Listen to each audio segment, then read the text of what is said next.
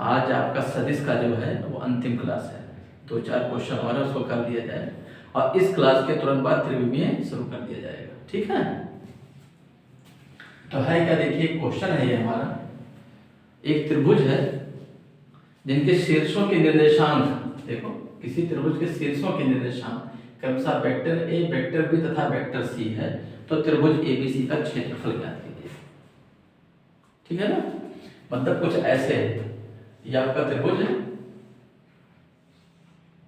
A B C, तो इसका जो निर्देशांक है मूल बिंदु के सापेक्ष ही माना जाएगा।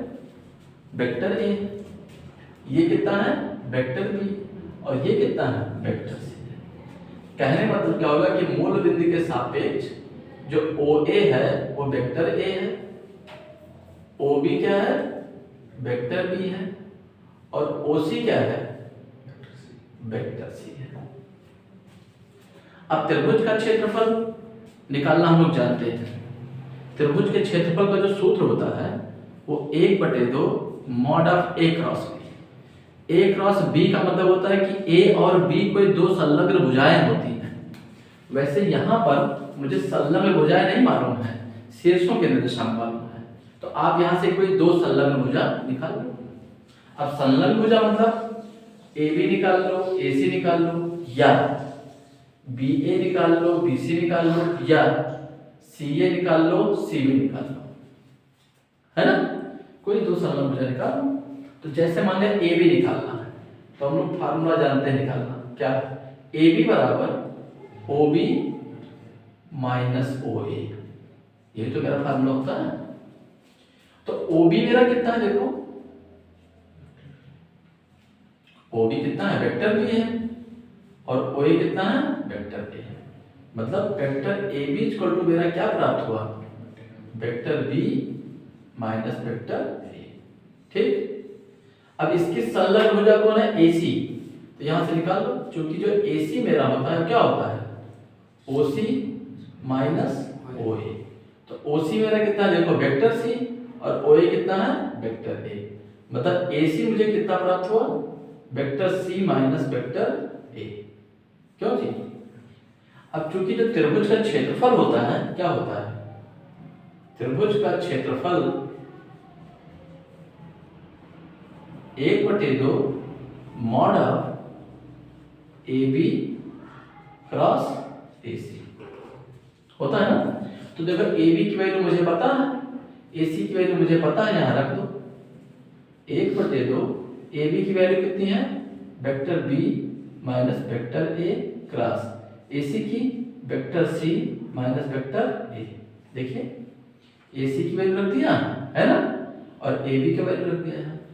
अब इनका क्रॉस मल्टीप्लाई कर दो, 1/2 vector B cross vector C, vector B cross vector C, इनका यहां मल्टीप्लाई कर दो, minus vector B cross vector A, इनका यहां मल्टीप्लाई कर दो, plus minus minus vector A cross vector C, और इनका इनसे मल्टीप्लाई तो minus minus plus A cross A. अब इनको थोड़ा सा सही कर दो, 1/2 ये हो गया आपका vector B cross vector C.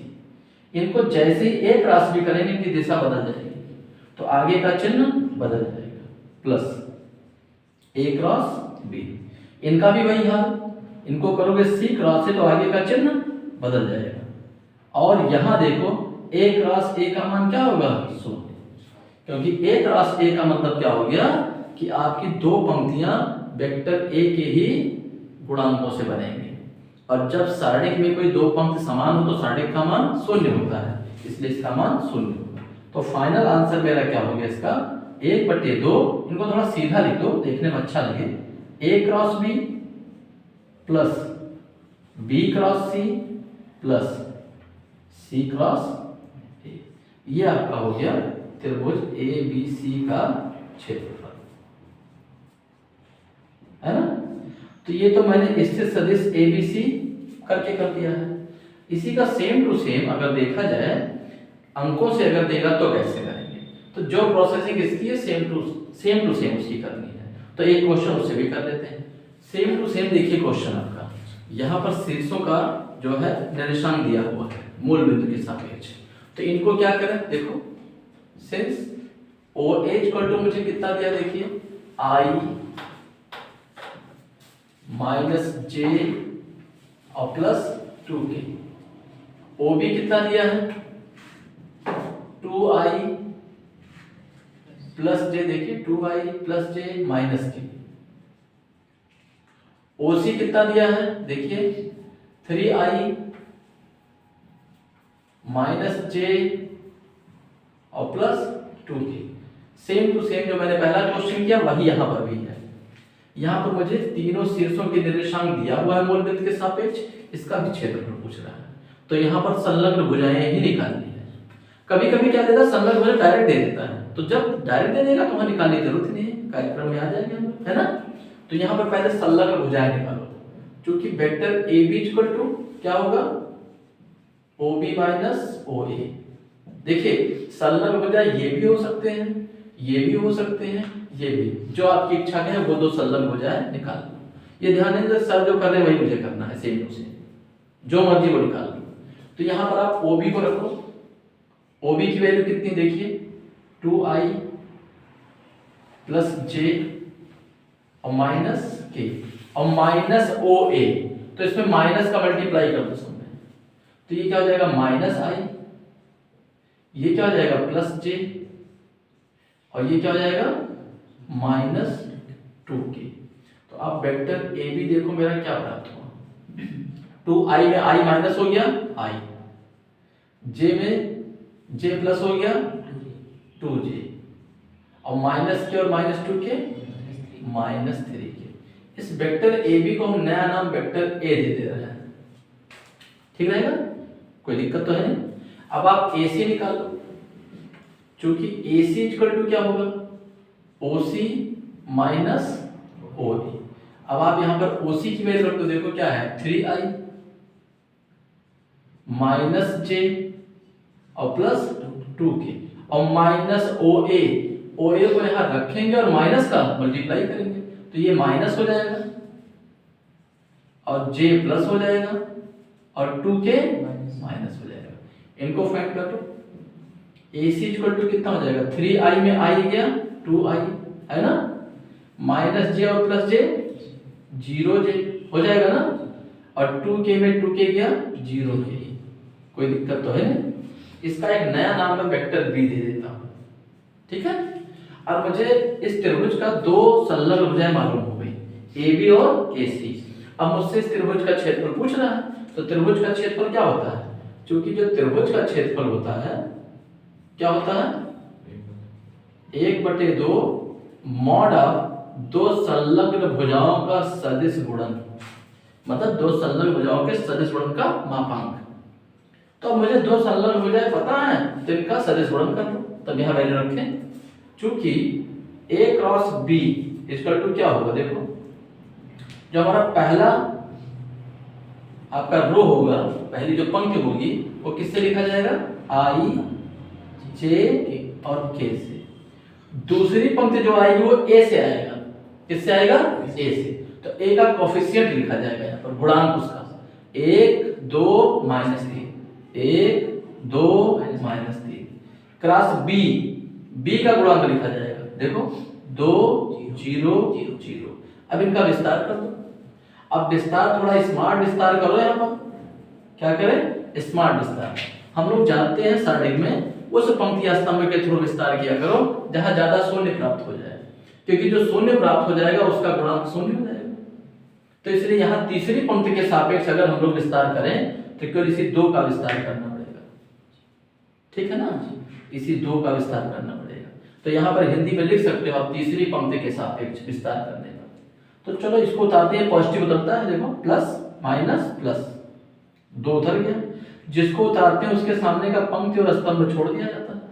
इनका तिरछा गुणा कर दो माइनस 3j और सूत्र में माइनस आता है, इनका मल्टीप्लाई 2k, ठीक है ना। अब इसका जब हम विस्तार करेंगे तो ये इसका गुणांक 0 के 0 हो जाएगा, तो करने की जरूरत नहीं है। तो यहाँ पर A क्रॉस B कितना आ गया, देखो माइनस 6j और माइनस 4k हो जाएगा, है ना।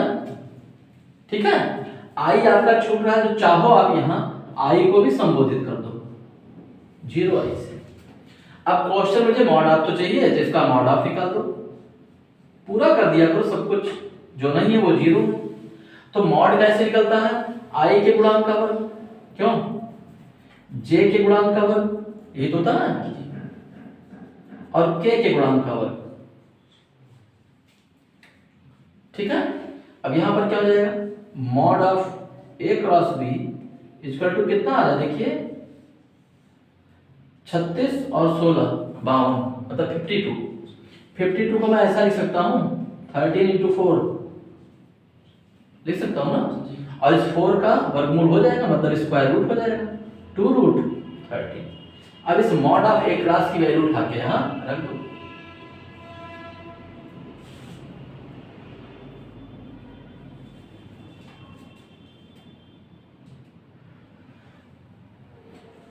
इसलिए त्रिभुज ABC का क्षेत्रफल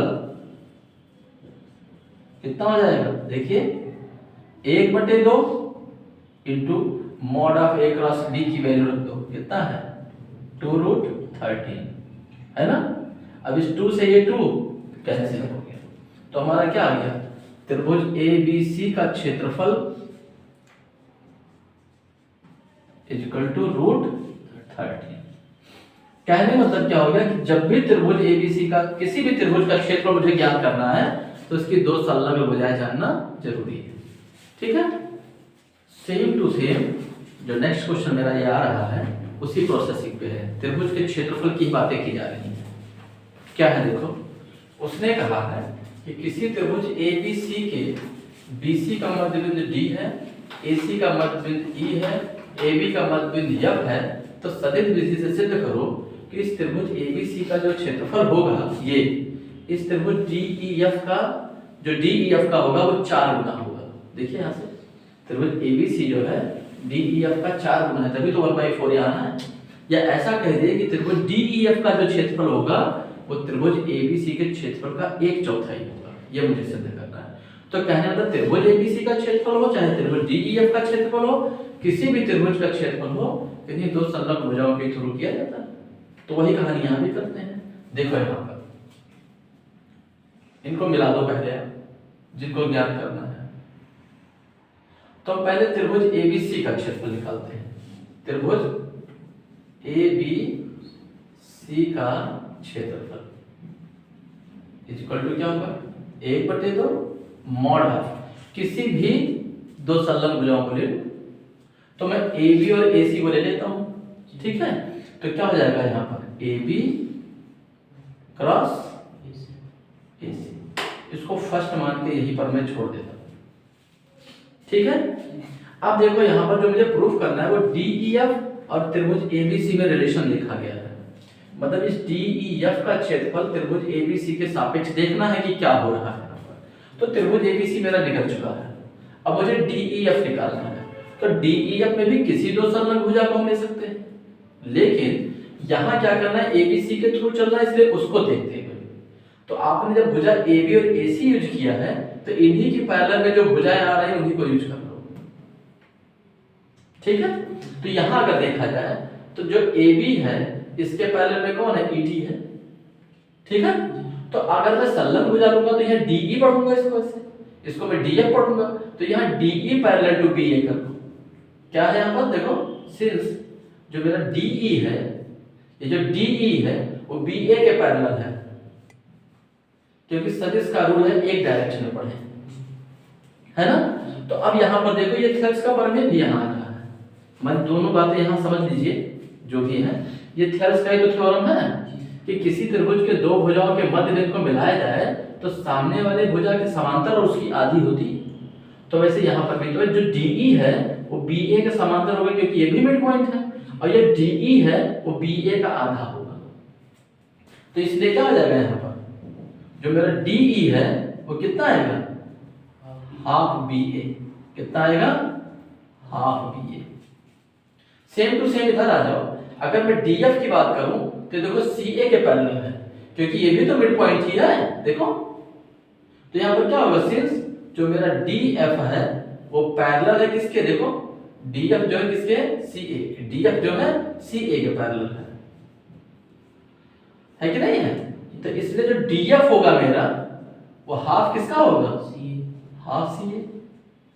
अब मैंने क्या किया है कि इस ट्रायंगल डी ई एफ का डी ई और डी एफ दो हमने क्या किया है, इसके संलग्न भुजाएं ज्ञात कर ली है।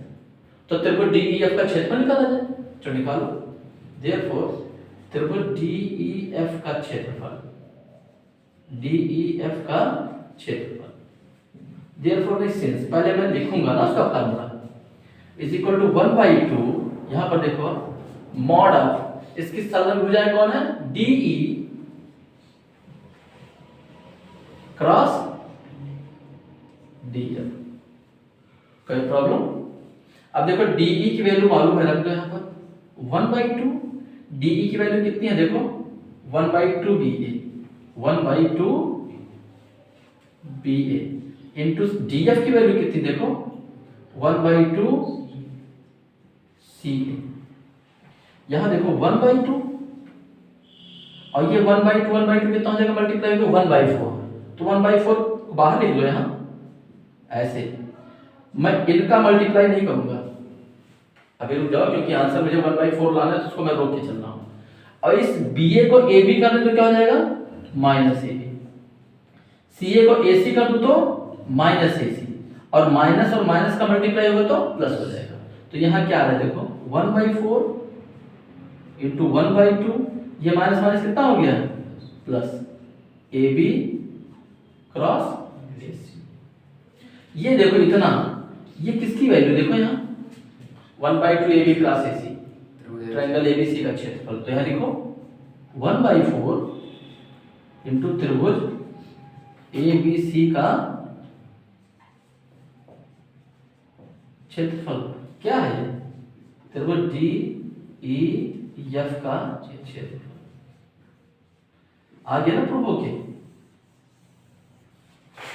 ठीक, करना क्या है यहां देखो, यहीं पर एक पार्ट और पूछ लेता है कभी कभी, वो कहता है कि ट्रायंगल एफ सी ई का क्षेत्रफल बताओ। ये इनका, ये देखो इनको मैं डार्क कर दे रहा हूं, इनको कह रहा है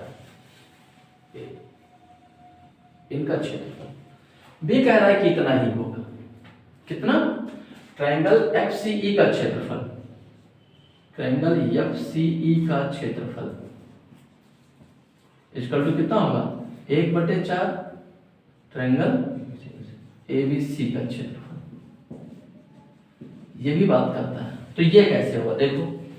अब यहां पर ज्यामिति का प्रयोग हो रहा है, ठीक ठाक, थेल्स के प्रमेय का यूज हो रहा है कि नहीं?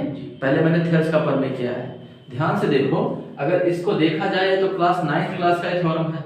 कभी कभी ये भी पूछता है एफसी का क्षेत्रफल बराबर 1/4 त्रिभुज एबीसी का क्षेत्रफल।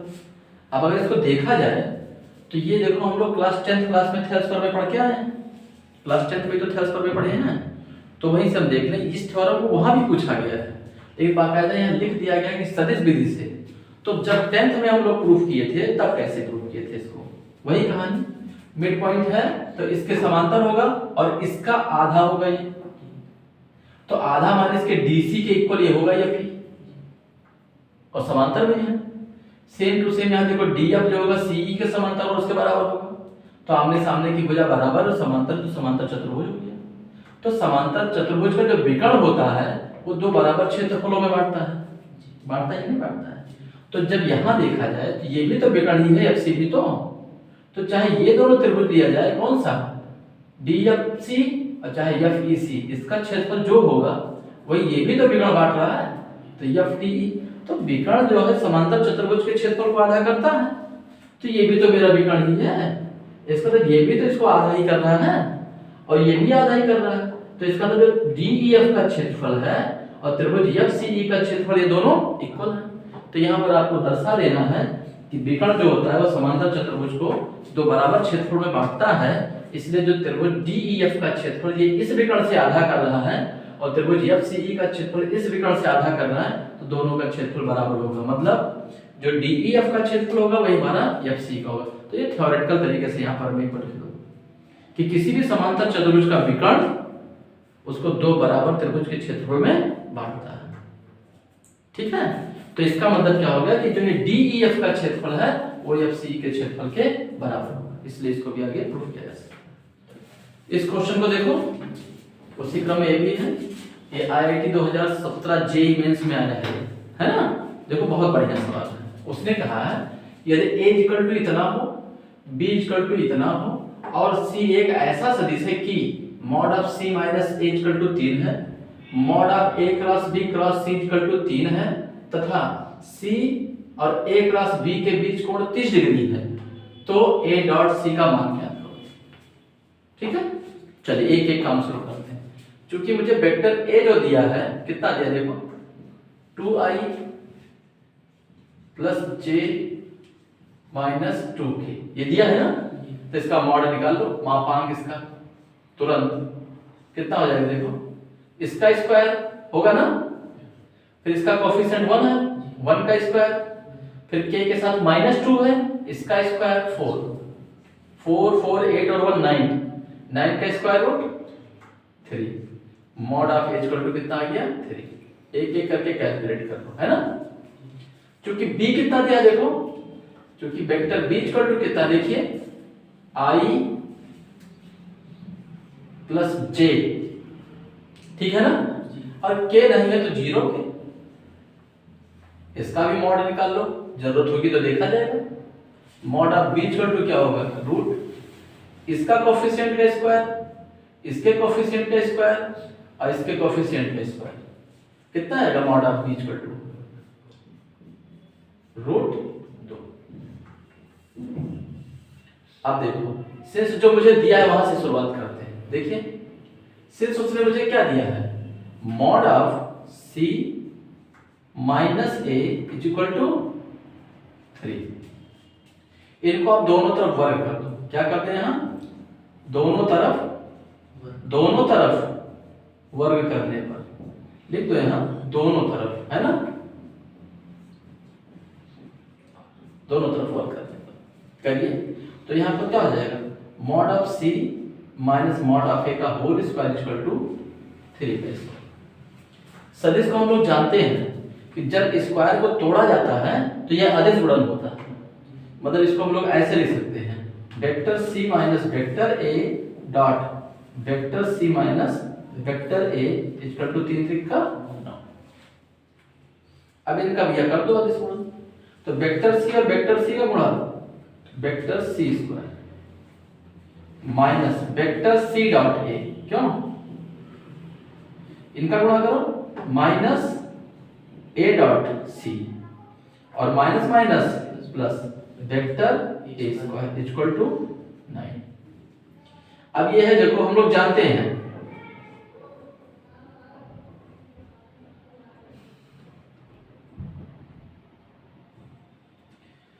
क्योंकि वेक्टर c का जो स्क्वायर होता है वो मॉड ऑफ c स्क्वायर होता है, इसको हम लोग प्रूफ कर चुके हैं। जो वेक्टर a का स्क्वायर होता है वो मॉड ऑफ a स्क्वायर होता है कि नहीं होता। तो यहां पर देखो इसको मैं मॉड ऑफ c स्क्वायर लिख सकता हूं, इसको मैं क्या लिख सकता हूं मॉड ऑफ a स्क्वायर लिख सकता हूं, और माइनस अदिश गुणन जो होता है उसका क्रम विनिमय होता है। तो ये c डॉट a समझो, इसको भी c डॉट a समझो, या ये a डॉट c है तो इसको भी a डॉट c समझो, तो दोनों जुड़ के क्या हो जाएंगे 2a dot c is equal to 9। अब कैलकुलेशन में आ जाओ, मुझसे पूछा क्या है a डॉट c का तो मान पूछा है। अगर मुझे यहाँ पर मॉड ऑफ c का मान पता चल जाए, किसका मान मॉड ऑफ c का मान, क्योंकि मॉड ऑफ a का मान तो मुझे पता है, ये देखो 3 यहाँ 3 रख देंगे, ठीक है जी। और अगर इसका भी पता हो जाए तो देखो a डॉट c पता हो जाएगा, मतलब मुझे मॉड ऑफ c निकालना बहुत जरूरी है। तो अब देखो सेकंड को यूज करो, इसको ये भी तो दिया है, देखिए ये सिंस क्या लिखा हुआ है mod of a cross b cross c equal to कितना दिए हैं 3। इसको देखो अगर मैं इसको a मानूं, इस पूरे को क्या मानूं मैं a, और इसको मैं b मानूं तो a क्रॉस b मॉड में लिखा है। तो यहाँ पर देखो क्या होता है, सिंस a क्रॉस b जो होता है मॉड ऑफ क्या होता है, देखो mod of a mod of b sine theta, ये तो होता है। अगर मैं इसको a मान लूं और इसको बी मान लूं, तो ये क्या हो जाएगा देखिए, mod of A cross B into mod of B, यही तो होगा, मतलब mod of C into sine theta is equal to 3 mod of A cross B into mod of C, और यहां पर साइन 30, देखो थीटा का वैल्यू 30 डिग्री दिया है ना, रख दो। Mod of A cross B into mod of C into sine 30 का मान 1/2 इज इक्वल टू 3। कोई दिक्कत तो है नहीं, है ना। अब यहां से क्या होगा देखिए, mod of A cross B into mod of C is equal to क्या हो जाएगा, 2 3 जा 6। तो मुझे मॉड ऑफ सी की तो जरूरत थी, देखिए यहां पर मुझे किसकी जरूरत थी, मॉड ऑफ सी की जरूरत थी। इसको कोई इक्वेशन का नाम दे दो, है ना। तो mod of C equal to क्या हो जाएगा, 6 upon mod of A cross B. मतलब मॉड ऑफ सी को निकालने के लिए मुझे ए क्रॉस बी की भी जरूरत पड़ेगी। तो चलिए हम लोग ए क्रॉस बी निकाल लेते हैं, क्योंकि ए और बी दो सदिश तो मालूम ही है ना। देखिए since A cross B equal to क्या होगा, पहली पंक्ति हमारा क्या हो जाएगा, आई जे और के हो जाएगा। दूसरी पंक्ति ए का गुणांक 2 1 माइनस 2, दूसरा बी का गुणांक 1 1 0। इनका विस्तार करिए फट से, आई उतर जाएगा, क्यों, तो ये स्तंभ और ये पंक्ति छूट जाएगा। इनका तिरछा गुणा 0, सूत्र में माइनस होता है, ये देखो -2 आएगा, तो यहाँ -2 रखेंगे तो क्या हो जाएगा, +2। ये माइनस में उतरता है जे, क्यों जी। अब ये स्तंभ और ये पंक्ति छोड़ दो, है ना। देखो इसके उतरने पर ये पंक्ति और ये स्तंभ छोड़ दो, इसका तिरछा गुणा 0, सूत्र में माइनस, ठीक है ना। इनका क्रॉस मल्टीप्लाई करो तो -2, तो माइनस यहाँ आएगा तो क्या जाएगा, +2। अब इसके को उतारो प्लस के, ये स्तंभ और ये पंक्ति छूट जाएगा, इसका तिरछा गुणा 2 1 कम और -1 1 कम 1। अब इसको सीधा कर दो, क्या हो जाएगा देखो, 2i, ये प्लस और माइनस -2j और 2 में 1 गया, माने 2 में 1 गया, प्लस 1k। ये क्या आ गया देखो, a क्रॉस b। अब इसका मॉड निकाल लो, mod of a cross b कितना आएगा देखिए, इसके गुणांक का वर्ग, इसके गुणांक का वर्ग और इसके गुणांक का वर्ग। तो mod of a cross b कितना आ गया देखो, 4 4 8 और 1 9, 9 का स्क्वायर रूट 3। इसको उठा के इसकी वैल्यू 3 यहां रख दो, यहां देखो।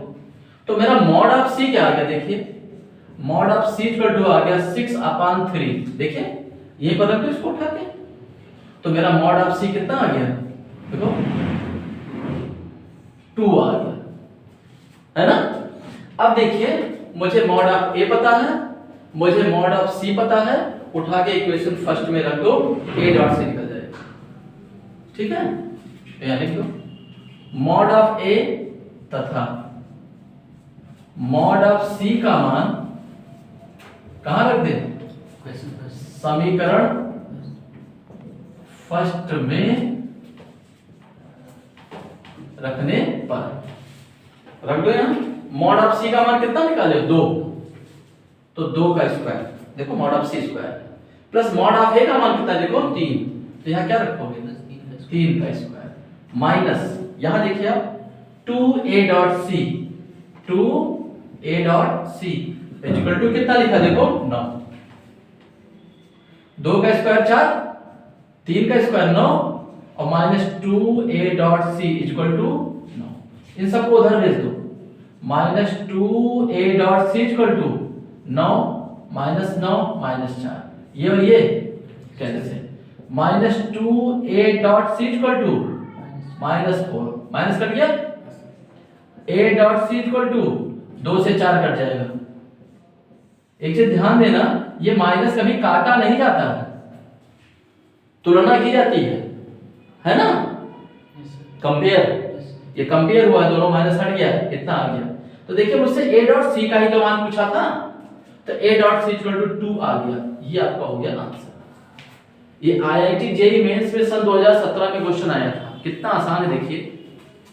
a दिया है, b दिया है, और सी एक ऐसा सदिश है इतना बराबर 3 इतना बराबर 3 और सी और ए और बी ए क्रॉस बी के बीच का कोण 30 डिग्री है। तो आप शुरुआत यहीं से कर दो, ए लिया है मॉड निकाल दो, बी दिया है मॉड निकाल दो, c minus A equal to 3 दिया, इनको वर्ग करके मैंने ये बना दिया। अब यहाँ फंसा रहा था मुझे c तो और a मुझे पता था, तो c को निकालने का रास्ता दिया है कि a cross b mod of c equal to 3। ये देखो, तो इसका मतलब क्या हो गया, mod of a cross b into mod of c sin theta equal to 3। अब ये mod of a cross b sin theta c तो मुझे निकालना ही है, इसी पे काम करना। तो sin 30 दिया था, दिया, इसको इधर भेज दिया। अब a क्रॉस b निकालने के लिए मेरे पास साधन है, देखो a भी है आपके पास, b भी है, तो a क्रॉस b निकाल दो, उसका मॉड निकाल लो, उठा के यहाँ रख दो, मुझे c पता चल गया। अब जब c भी पता है और मॉड ऑफ a पता है, उठा के यहाँ रख दो, a डॉट c निकल जाएगा। कितना आसान, ये आपका आया था। तो आईआईटी के क्वेश्चन से डरना नहीं, हर साल एक क्वेश्चन सदिश से आता है, आईआईटी मेंस में, एडवांस में भी आता है। यहाँ से आपका सदिश जितना है, मतलब इतना ही अगर आप पढ़ो पूरी क्लास, जो भी मेरी 4-5 क्लासें हैं, इसी में आपका सदिश हो जाएगा पूरा। अब हम लोग नेक्स्ट क्लास में त्रिविमीय पढ़ेंगे। इस क्लास के बाद त्रिविमीय को जरूर देखें, जितने भी बोर्ड परीक्षा में आने वाले क्वेश्चन सब किए जाएंगे, है ना, मतलब 0 to जहां तक जाना है उसको वहां तक किया जाएगा। ठीक है, धन्यवाद।